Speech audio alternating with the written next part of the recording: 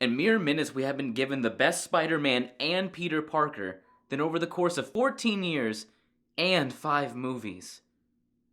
Marvel, thank you. Captain America Civil War. So Captain America Civil War is supposedly the final film in the Captain America Trilogy. And once again, it's directed by the Russo Brothers, who directed Captain America Winter Soldier. The story is picking up after the events of Avengers Age of Ultron, while also tying in some of the loose ends from the Winter Soldier. The entire cast of the Avengers makes the return except for Hulk, Thor, and Quicksilver, but that makes sense. We find the Avengers carrying out dangerous missions as always, but now they're placing more emphasis on the destruction and the casualties that are caused because of these encounters, regardless of whether they're successful missions or not. So now the United Nations have forged the Sokovia Accords, which limits the usage and power of the Avengers so that casualties and more destruction can be avoided. Under these new international laws, the Avengers can only mobilize under the discretion of the UN. Some of the Avengers agree with signing, while some of them obviously do not. Captain America sees this as an infringement on their freedom and an infringement on the reason why they formed the Avengers in the first place. To step in and stop or prevent any form of evil possible at a moment's notice. Iron Man feels as though they need to have a system of checks and balances so they can reduce their power and so they can only engage in dire situations. And for other reasons I don't want to spoil, heroes choose sides and thus the Civil War begins. What makes this movie interesting is that first and foremost, it is a Captain America sequel. And then it is the most amazing teaser to the Avengers Infinity War Part 1. The story is primarily focused on the relationship between Captain America and his best friend, Bucky Barnes, the Winter Soldier. And it continues to build upon all the espionage and secrets that we found in the last Captain America film. The Civil War aspects of this movie are a result because of the relationship between Captain America and Bucky Barnes. We are able to clearly see and understand the points made by both sides to the point where it's difficult to stick with one side throughout the entire movie. With complete bias, going into this movie, I was a Team Iron Man fan, simply because of Spider-Man. But then I found myself agreeing with some of the points that Cap was making on multiple occasions, to the point where it was like, am I really Team Iron Man?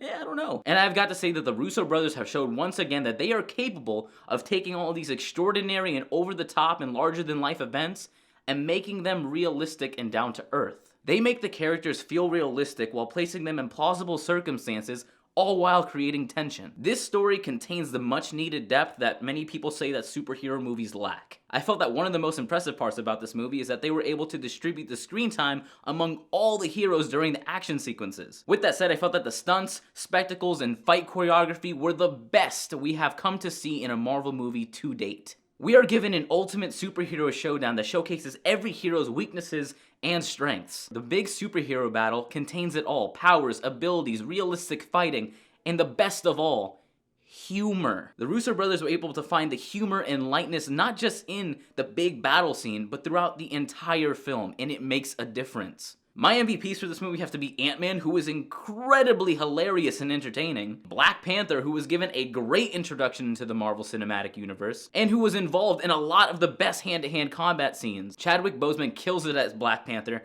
I cannot see a better choice, and I cannot wait for the standalone Black Panther movie. And then, my favorite aspect of this entire film, Spider-Man. Tom Holland, without a doubt, is the best on-screen Spider-Man and Peter Parker that we have seen today. He's only in 2 scenes, and they are the best scenes in the movie. The suit looks great. The Peter Parker nerdy awkwardness is there. His fighting style is accurate. And best of all, the humor and campy quips are there. He is just an excited kid trying to fit in, and he's just happy to be there. The only real issue I had with this movie was the weak villain in Zemo, which could have been excluded. Daniel Brühl did a great job as Zemo, but his story arc felt unimportant because we don't get his motivation specified until the end of the movie. You are way too interested and focused on the potential implosion of the Avengers to care about this slimy, unhinged guy. It was just a little too convenient that he was able to do so much so quickly, all while staying under the radar. You can make the argument that Zemo was the underlying glue throughout this movie, but you can also make the argument that he wasn't needed at all. But at the end of the day, this movie is another great example of what superhero movies can be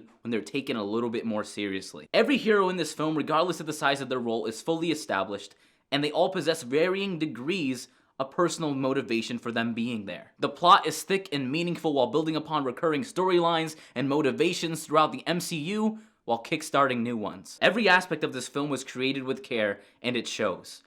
Which is why I'm gonna give Captain America Civil War a 9 out of 10. I really don't know where this movie ranks yet, but it's definitely one of the greatest Marvel movies ever made. I'm just gonna have to let it simmer for a little bit longer. Captain America Civil War. Have you seen it? Let me know what you thought about it in the comment section below. If you like this video, please hit that like button. If you want to see any of my upcoming movie reviews, hit subscribe, and I'll catch you in the next one.